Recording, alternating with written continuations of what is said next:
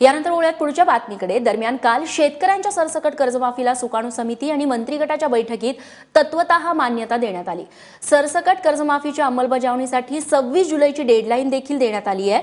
तर अल्प आणि मध्यम भूधारकांचं कर्ज 31 ऑक्टोबर ऐवजी कालपासूनच माफ करण्यात आलेलं असून त्यांना आता नव्यानं पीक कर्ज देण्यात येणार आहे। 1 जून पासून आंदोलन पुकारणाऱ्या शेतकऱ्यांचा हा मोठा विजय मानला जातोय। शेतीसाठी कर्ज घेतलेल्या शेतकऱ्यांसाठी आज खरोखरच एक मोठा दिलासा देणारी बातमी आली आहे। तुमच्याही डोळ्यांसमोर व्हिडिओच्या सुरुवातीला झळकलेली ती मोठी बातमी ती आता खरी ठरणार आहे। राज्य सरकारने अखेर सर्व शेतकऱ्यांची सरसकट कर्जमाफी करण्याचा मार्ग मोकळा केला। आजच्या मंत्रिमंडळ बैठकीत मुख्यमंत्र्यांनी स्वतः पुढाकार घेऊन हा निर्णय मंजूर केला आणि म्हणावं तर हा शेतकऱ्यांसाठी गेल्या काही वर्षातील सगळ्यात मोठा आणि थेट फायद्याचा निर्णय ठरलाय। आधी कर्जमाफीची मर्यादा 3 लाख रुपयांपर्यंत होती, पण आता ती अटच काढून टाकण्यात आली आहे। त्यामुळे राज्यातील जवळपास 97% शेतकरी या योजनेअंतर्गत आता पात्र ठरणार आहेत। एका अर्थाने पाहिलं तर राज्यातील प्रत्येक शेती करणाऱ्या कुटुंबासाठी आजचा दिवस खूप महत्त्वाचा ठरणार आहे, कारण ही कर्जमाफी म्हणजे त्यांच्या डोक्यावरचं मोठं ओझं हलकं करणारी आहे। यासोबतच सरकारने काही ठराविक जिल्ह्यांची वेगळी यादी सुद्धा तयार केली।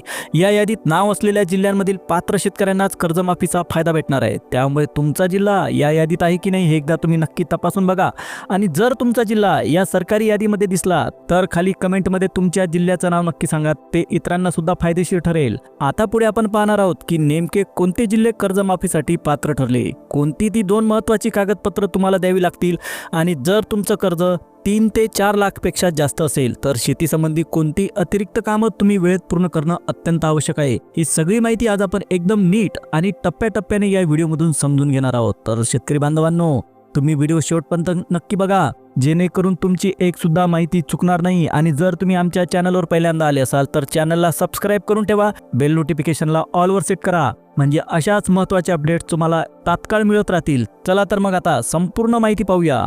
आता शेती पिकांसाठी कर्ज घेतलेल्या शेतकऱ्यांसाठी अतिशय मोठी ब्रेकिंग न्यूज पुढे आली। अनेक दिवसांपासून प्रतीक्षा असलेल्या कर्जमाफीबद्दल आता सरकारने अंतिम निर्णय घेतला। काल उशिरा झालेल्या मंत्रिमंडळाच्या बैठकीत मुख्यमंत्र्यांनी स्वतः पुढे येत मोठा निर्णय जाहीर केला आणि कर्जमाफीचा हिरवा कंदील दिला। कर्जमाफी समितीने तयार केलेला अहवाल सरकारकडे सुपूर्द करण्यात आलेला आहे। की माफी सगळ्यांनाच भेटणार नाही, लक्षात घ्या। जर तुम्ही कर्ज काढलं असेल तर तुम्हाला कर्जमाफी भेटेलच अशातला भाग नाही। त्यासाठी सरकारने काही महत्त्वाच्या अटी ठेवलेल्या आहेत। सरकारने जी समिती नेमलेली होती त्या समितीने दिलेल्या अंतिम आकडेवारीनुसार जवळपास 65 लाख शेतकरी अपात्र ठरवण्यात आले। कॅबिनेटच्या बैठकीत हा अहवाल सविस्तर पाहण्यात आला आणि त्यानंतर पत्रकारांना माहिती देताना मुख्यमंत्र्यांनी संपूर्ण स्थिती स्पष्ट केली। इथे एक गोष्ट लक्षात ठेवा, थोडीशी चूक केली, चुकीची माहिती दिली तर कर्जमाफीचा लाभ तुमच्या हातून जाऊ शकतो, कारण आता समितीचा अहवाल जमा झाल्यामुळे पुढील प्रक्रिया सुरू होणार आहे। बँकांचे अधिकारी आणि कर्मचारी थेट शेतकऱ्यांच्या घरी जाऊन चौकशी करणार आहेत, म्हणजेच बँकेमार्फत पात्रता तपासण्याची मोहीम प्रत्यक्ष मैदानात आता सुरू झालेली आहे। आता इथे एक खूप गंभीर मुद्दा, ज्या शेतकऱ्यांकडून ही छोटीशी चूक झाली ते थेट कर्जमाफीपासून बाहेर पडतील, ते स्वतः मुख्यमंत्र्यांनी स्पष्टपणे सांगितलेलं आहे। त्यांनी शेतकऱ्यांना अतिशय महत्त्वाचं काम करण्यास सांगितलं आणि हे काम थेट बँकेशी संबंधित आहे। जे शेतकरी वेळेत हे काम पूर्ण करतील त्यांनाच कर्जमाफीचा फायदा मिळेल, पण ज्यांनी याकडे दुर्लक्ष केलं त्यांना सरळ बाहेरचा रस्ता दाखवण्यात येईल, त्यांना कर्जमाफी भेटणार नाही। सध्या सरकारच्या आदेशानुसार सर्व बँका शेतकऱ्यांच्या कर्जाची माहिती घराघरातून गोळा करतायत। काल झालेल्या मंत्रिमंडळ बैठकीनंतर ही प्रक्रिया अतिशय वेगाने सुरू झाली। प्रत्येक बँक आपापल्या कर्जदार शेतकऱ्याची माहिती तपासून बघत आहे। आता या तपासणी दरम्यान जर शेतकऱ्यांनी आपलं काम वेळेवर पूर्ण केलेलं नाही किंवा एखादी गोष्ट चुकून सुद्धा दुर्लक्षित केली तर त्यांची कर्जमाफी तात्काळ रद्द होऊ शकते, म्हणजे तुम्ही मोठ्या फायद्यापासून वंचित राहू शकता। लक्षात घ्या शेतकरी बांधवांनो। मग नेमकं कोणती काळजी घ्यायची, कोणती ती एक चूक आपण टाळली पाहिजे आणि कोणतं काम तुम्ही लवकरात लवकर पूर्ण करून घ्यायचं आहे, ही सगळी सविस्तर माहिती मी तुम्हाला एक एक करून सांगणार आहे। म्हणून व्हिडिओ तुम्ही शेवटपर्यंत नक्की बघा, आवडला तर व्हिडिओला एक लाईक द्या। आता पहा, जर तुम्हाला खरंच कर्जमाफीची गरज असेल आणि आपल्या नावावरचं कर्ज माफ करून घ्यायचं असेल तर पुढची माहिती अगदी नीट कान देऊ नका, कान उघडे ठेवा, कारण आता परिस्थिती अशी आलेली आहे, एक जरी चूक केली, एक पाऊल उशिरा टाकलं तर कर्जमाफीचा संपूर्ण फायदा तुमच्या हातून निसटून जाईल। ही सूचना स्वतः मुख्यमंत्री देवेंद्र फडणवीस यांनी अतिशय गंभीरतेने दिलेली आहे। शेतकऱ्यांनी अनेक दिवसांपासून आंदोलने केली, मागण्या मांडल्या आणि त्यानंतर सरकारने कर्जमाफीसाठी 30 जून ही अंतिम तारीख जाहीर केली। आधी बऱ्याच जणांना ही घोषणा म्हणजे फक्त आश्वासन वाटायचं, त्यांना वाटायचं की सरकार आश्वासन देत राहते, आपण ऐकायचं आणि नंतर सोडून द्यायचं। पण आता स्वतः मुख्यमंत्र्यांनी पुढे येऊन स्पष्ट शब्दात सांगितलेलं आहे येणाऱ्या बजेटमध्ये कर्जमाफीसाठी आम्ही स्वतंत्र तरतूद करणार आहोत. कृषी मंत्री दत्ताभाऊ भरणे यांनी सुद्धा वेळोवेळी सांगितलं 30 जूनच्या आत राज्यातील सर्व शेतकऱ्यांची कर्जमाफी 100% पूर्ण होईल. म्हणजे एकेकाळी फक्त स्वप्न वाटणारी ही मागणी आता आंदोलनाच्या जोरावर प्रत्यक्ष साकार होताना शेतकऱ्यांना दिसणार आहे. सरकारने आधी ज्या समितीची स्थापना करण्याचं आश्वासन दिलं होतं ती समिती आता काम पूर्ण करून अंतिम अहवाल तयार करून सरकारकडे देणार आहे आणि या अहवालानुसार पुढील प्रक्रिया सुरू करण्यासाठी बँकांना थेट आदेश सुद्धा देण्यात आले. आता पुढची मोठी हालचाल थेट बँकांच्या स्तरावर सुरू झालेली आहे. ज्यांनी जिल्हा मध्यवर्ती बँकेतून कर्ज घेतलंय आणि इतर कोणत्याही बँकेतून शेतीसाठी कर्ज काढलंय त्यांच्या सगळ्या कर्जाची आणि कागदपत्रांची डिटेलमध्ये माहिती गोळा करायचं काम बँकांनी सुरू केलेलं आहे. सरकारकडून बँकांना अंतिम आदेश सुद्धा देण्यात आले. आता प्रक्रिया अगदी शेवटच्या टप्प्यात पोहोचलेली आहे. प्रत्येक शेतकऱ्याची प्रत्यक्ष तपासणी बँकांकडून करण्यात येणार आहे आणि याच तपासणीमध्ये अनेक शेतकरी अडकण्याची दाट शक्यता असल्याचं सांगण्यात आले. त्यामुळे अंदाजे 65 लाख शेतकऱ्यांची कर्जमाफी रद्द होऊ शकते अशी सुद्धा स्थिती तयार झालेली आहे. समितीने सरकारला जो अहवाल दिला त्यामध्ये नेमकी कोणती चूक दिसून आली, कोणत्या कारणामुळे एवढ्या मोठ्या संख्येने शेतकरी अपात्र या श्रेणीत येऊ शकतात आणि मुख्यमंत्र्यांनी ज्या चुका टाळायला सांगितलेल्या आहेत त्या नक्की कोणत्या, ही सर्व माहिती आपण या व्हिडिओमध्ये एक एक करून पाहणार आहोत. तरी व्हिडिओ तुम्ही शेवटपर्यंत नक्की बघा. आणि हो, जर तुम्ही आमच्या YouTube चॅनलवर पहिल्यांदा येत असाल तर चॅनलला पटकन सबस्क्राईब करून टाका. जर तुम्हाला खरंच कर्जमाफी मिळवायची असेल तर हा व्हिडिओ 1 सेकंद सुद्धा स्किप करू नका, कारण एक छोटीशी चूक सुद्धा तुमचं लाखोंचं नुकसान करू शकते. सरकारने स्थापन केलेल्या कर्जमाफी समितीबद्दल बोलायचं झालं तर एका उच्चस्तरीय बैठकीत ही समिती तयार करण्यात आली होती. या समितीचं नेतृत्व मुख्यमंत्री यांचे आर्थिक सल्लागार प्रवीण परदेशी करत आहेत आणि आता या समितीने तयार केलेला अहवाल सरकारकडे सादर करण्याची प्रक्रिया सुरू आहे. या अहवालात नेमकं काय काय महत्त्वाचं नोंदवलं गेलंय हे आपण एकदा नीट समजून घेणार आहोत. त्यानंतर बँका कशी तपासणी करणार आहेत, शेतकऱ्यांना कोणते प्रश्न विचारले जाणार आहेत आणि सगळ्यात मोठं म्हणजे ती कोणती चूक आहे ज्यामुळे हजारो शेतकरी कर्जमाफीपासून दूर राहू शकतात हे सुद्धा आपण डिटेलमध्ये पाहणार आहोत. हा सगळा मुद्दा प्रत्यक्षात बँक खात्यावर आधारित चुकीचा आहे, त्यामुळे शेतकऱ्यांनी विशेष लक्ष ठेवायला पाहिजे. आता समितीने हा अहवाल कसा तयार केला तर सगळ्यात आधी त्यांनी जिल्हानिहाय म्हणजे जिल्ह्याप्रमाणे सगळी माहिती, सगळा तपशील गोळा केला आणि याच रिपोर्टमध्ये जवळपास 30 लाख शेतकरी बाद झाल्याचं समोर आलं. सरकारने समितीला थकीत शेतकऱ्यांची अचूक संख्या कळवण्याचं काम सोपवलं होतं आणि त्यानुसार समितीने प्रत्येक जिल्ह्याची स्वतंत्र यादी तयार केली. प्रत्येक जिल्ह्यात प्रत्येक बँकेनुसार किती शेतकऱ्यांचं कर्ज थकीत आहे याची तपशीलवार माहिती सरकारने तयार केली आणि यानंतर दुसरी अत्यंत महत्त्वाची यादी काढण्यात आली, म्हणजे हे कर्ज किती वर्षांपासून थकीत आहे. काहींचे कर्ज 2024 मधलं आहे, काहींचं 23 मधलं, तर काहींनी अक्षरशः 22 मध्ये कर्ज काढलेलं आहे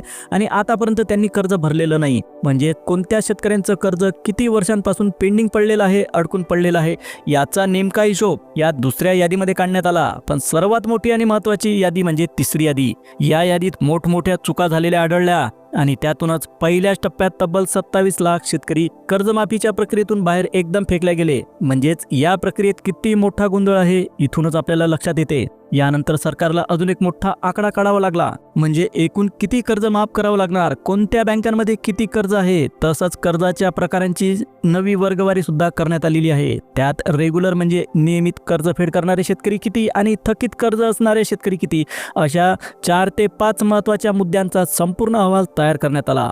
हा संपूर्ण रिपोर्ट मुख्यमंत्री यांचे आर्थिक सल्लागार प्रवीण परदेशी यांच्या नेतृत्वाखाली तयार झाला. ते या समितीचे प्रमुख असून त्यांच्या समितीमार्फत हा कर्जमाफीचा तपशीलवार अहवाल सरकारकडे सुपूर्द करण्यात आला आहे. आता हा रिपोर्ट नेमकं काय सांगतो हे सुद्धा आपल्याला समजून घेणं अत्यंत महत्त्वाचं इम्पॉर्टंट आहे. पण खरी गोष्ट इथे सुरू होते, कारण ही जी कर्जमाफी आहे ना ती अगदी सरसकट होणार नाही. सरकारने 100% सांगितलेलं आहे.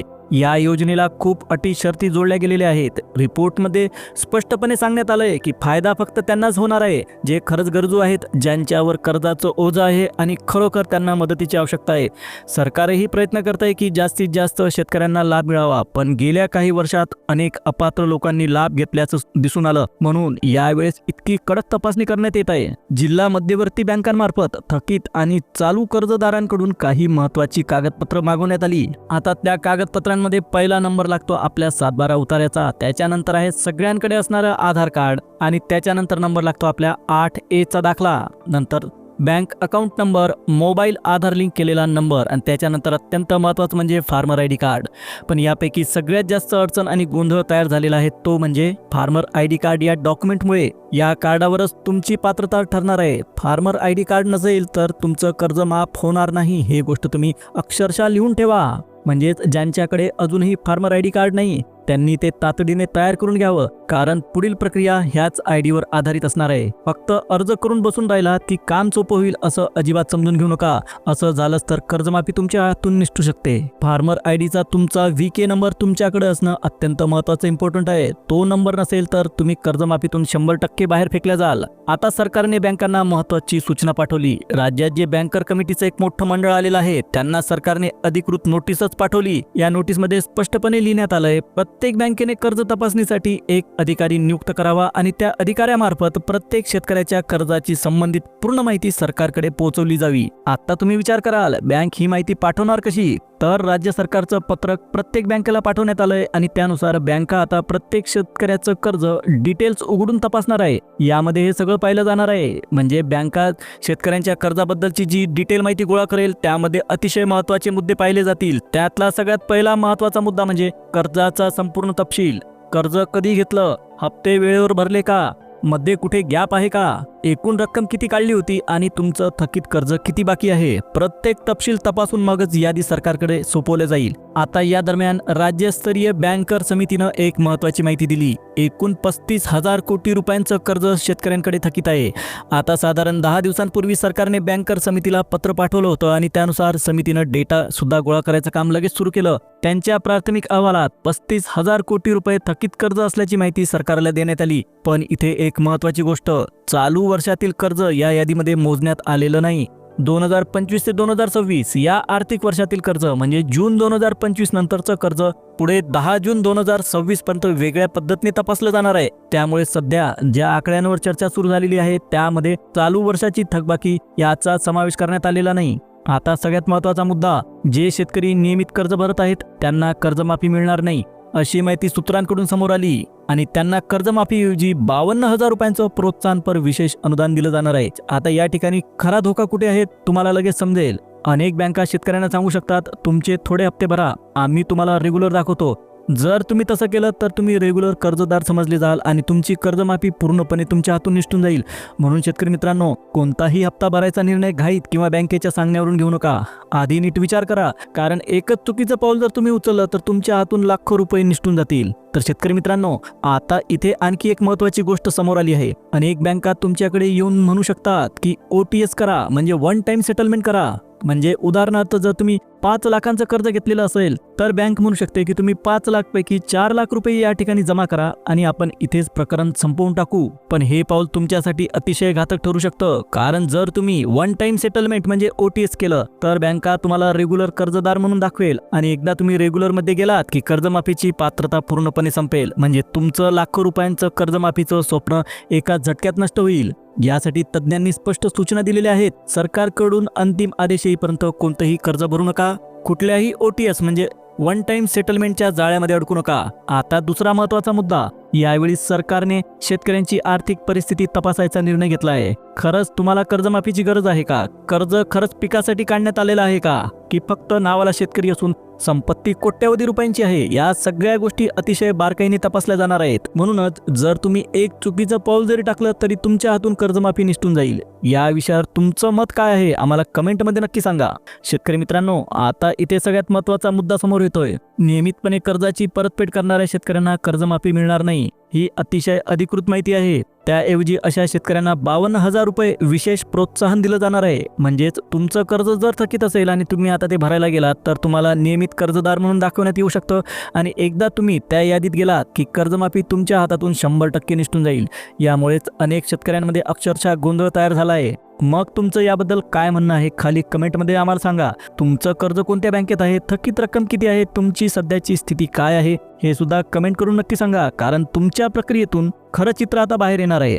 आणि जर तुम्ही चॅनलला पहिल्यांदा आले असाल, पहिला व्हिडिओ पाहत असाल तर चॅनलला पटकन सबस्क्राईब करून टाका, व्हिडिओला लाईक करा आणि जवळच असलेल्या बेल नोटिफिकेशनला ऑलवर सेट करा. आता पुन्हा भेटूया एका नवीन अपडेटसह. तोपर्यंत जय हिंद, जय महाराष्ट्र.